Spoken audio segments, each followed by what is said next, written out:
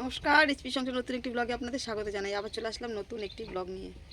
আজকে একটু টিফিন করলাম, এখনও কেউ বেরোয়নি। বাবু কলে, মানে ছেলে আমার কলে, মেয়ে গেছে দোকানে বিস্কুট আনতে। চা হচ্ছে দেখুন, মা বাইরে বসে আছে রোদে। আজকে করে দিয়েছি আমি এদেরকে, কী বলে, একটা ভাত, মানে এই যে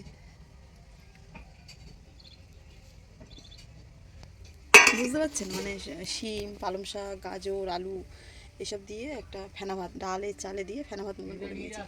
ওর মধ্যে নুন দিয়ে দিয়েছি, সর্ষের তেল, কাঁচা লঙ্কা দিয়ে দিয়েছি, দিদি নেই দিয়ে দিয়েছি, দিতে ওই ফেনা ভাত মতন করে দিয়েছি। আর কিছু করিনি, ওই দিয়ে দিয়েছি। এটা আমরাও টিফিন, মা আর আমি টিফিন করে নেবো। আর ওদের জন্য আমার নাতি মাছ দিয়ে গেছে, নাতিদের ঘর থেকে মাছ দিয়ে গেছে সকালে। ওইটা রান্না করবো, তেলাপিয়া মাছ আছে ছোটো ছোটো, ওটা দেখি ঝাল করবো। মা বললো টমেটো পেঁয়াজ নিয়ে ঝাল করতে। আর কি করি, পালং শাক কেটে রেখেছি, একটু হাতাহাতি কাজটা এগিয়ে রেখেছি। চাল ধোয়া হয়ে গেছে, পালং শাক কাটা হয়ে গেছে, কিছু কিছু কাজ এগিয়ে নিয়েছি আমি। তো ঠিক আছে, সারাদিন কী করি টুকিটাকি শেয়ার করব, সঙ্গে থাকুন। যদি ভালো লাগে লাইক কমেন্ট শেয়ার করে সাবস্ক্রাইব করে পাশে থাকবেন। ঠিক আছে, আসছি, রাখি।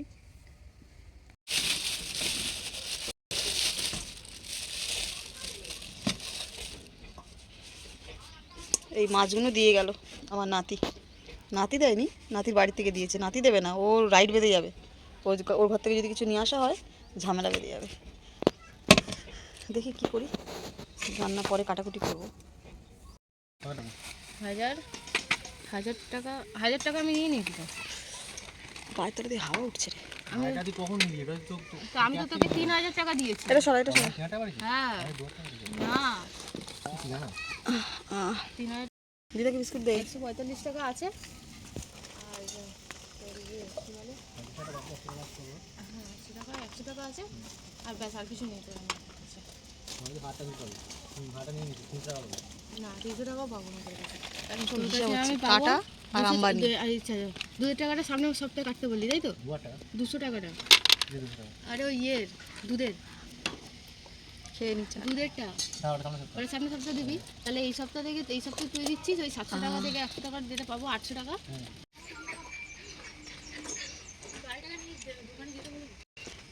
ওই পাঞ্চারের জন্য কি বললো বাবু, দোকানে নাকি কি ঠিক করতে হবে গাড়ি টায়ারটা? একটা টায়ার লিস্টটা ঠিক করতে কত বলবে? কোন দোকানে দিতে বলবো? কি বলছে মা বলে দে।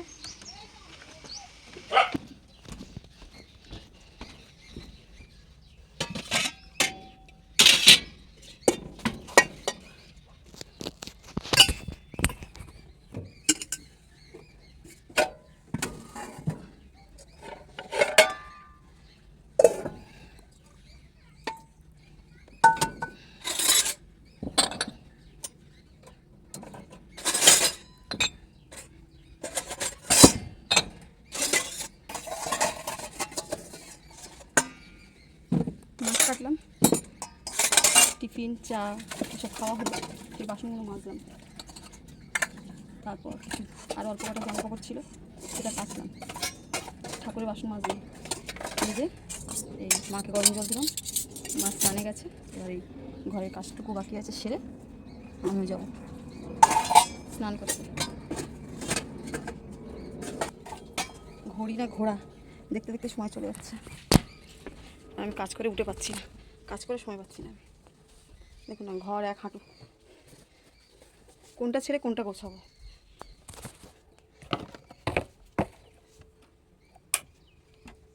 দাড়ি কেটেছে, ট্রিমারটা চার্জে রেখে দিয়ে চলে গেছে।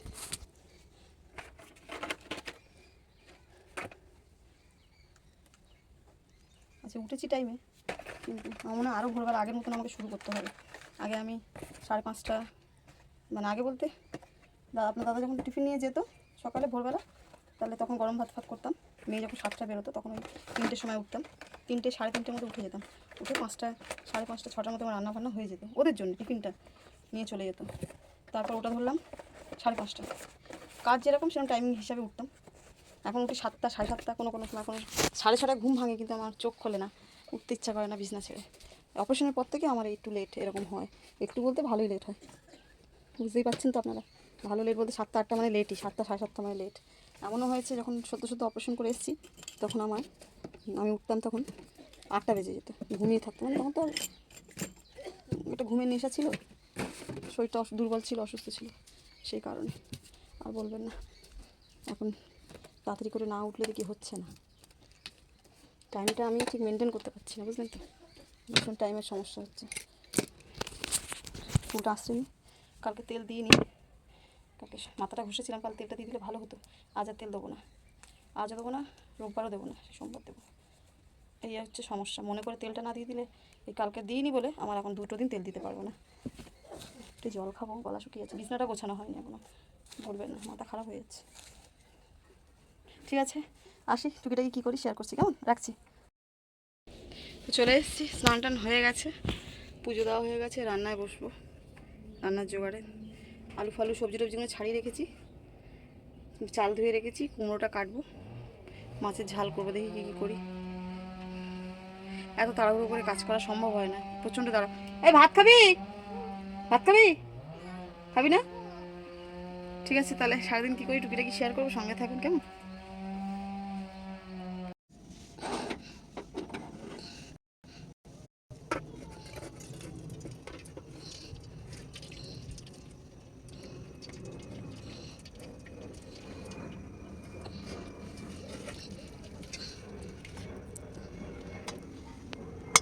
এক হাতে ক্যামেরা ধরে আর এক হাতে কাজ বড়ই টাফ, যে করে সে জানে, তাই না?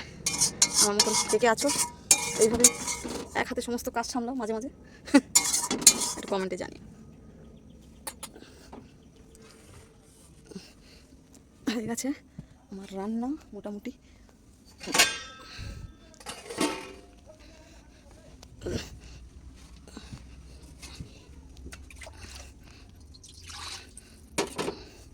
মাকে ভাতটা দিয়ে আসি। ওমা ধরো, এনো,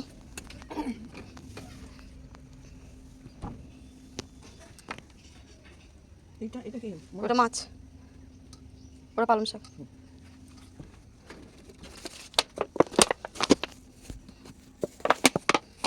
একটু সাবান দিই, দিয়ে এটা কাচতে হবে, বড্ড নোংরা হয়েছে।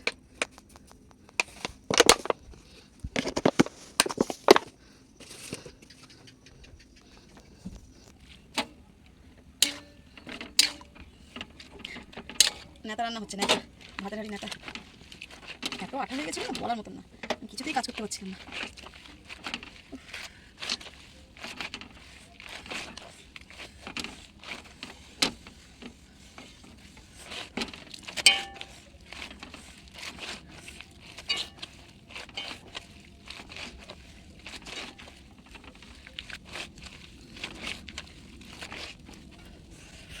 হাত ব্যথা করছে। আজকে রান্নার বেশি ঝামেলা, ঝামেলা রোজই একই কথা বলি, রোজই ঝামেলা হয়ে যায়। আমার নাতি দিয়েছিল মাছের তেলাপিয়া মাছ, ছোটো ছোটো তেলাপিয়া মাছ দিয়ে হালকা করে, ওমা সর্ষে বাটাটা কি ওইটা মাছের তরকারিটা কি তিতকুটি হয়েছে, সর্ষে বাটা হালকা সর্ষে বাটা দিয়ে দিয়েছি, করেছি। আর কী বলে ওই পালং শাক, কুমড়ো, আলু, শিম, বেগুন দিয়ে একটা তরকারি মাখা মাখা বড়ি দিয়ে তরকারি মতন, মাখা না শুকিয়ে গেছে, মাখা মাখা তরকারি মতন করেছি। আমার জন্য, আমি তো মাছটা খাবো না, ওই জন্য একটু পেঁয়াজ টমেটো একটু ভেজে রেখেছি, কী করবো তাই ওটা দিয়ে করেছি। এমনি পালং শাক দিয়ে হয়ে যেত, তাও যেন একটু মন খুঁতখুত করছে। এই দেখুন না কী বেরোচ্ছে, দেখুন দাদা ঘোলা একদম।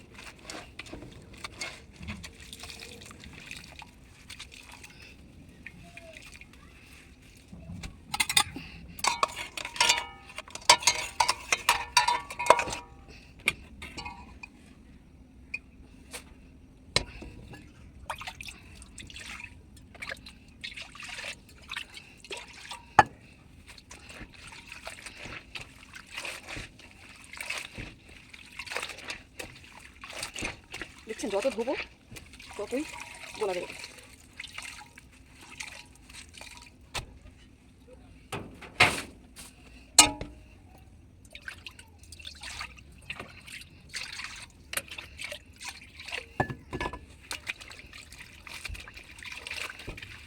দেখছেন জল দিচ্ছে।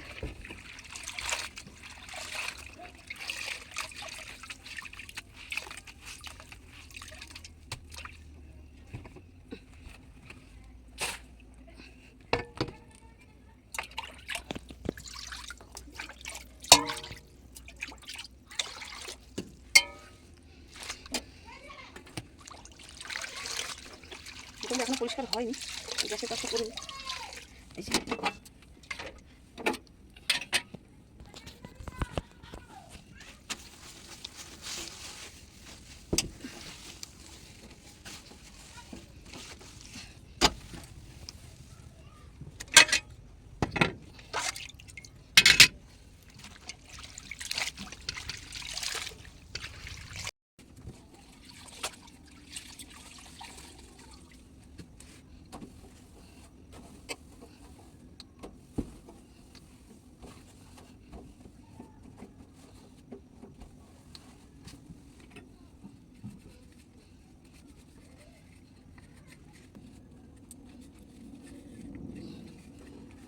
আজকে মোটামুটি কেন বুঝতে পারছি না, বেশিরভাগ কাজ গন্ডগোল হচ্ছে।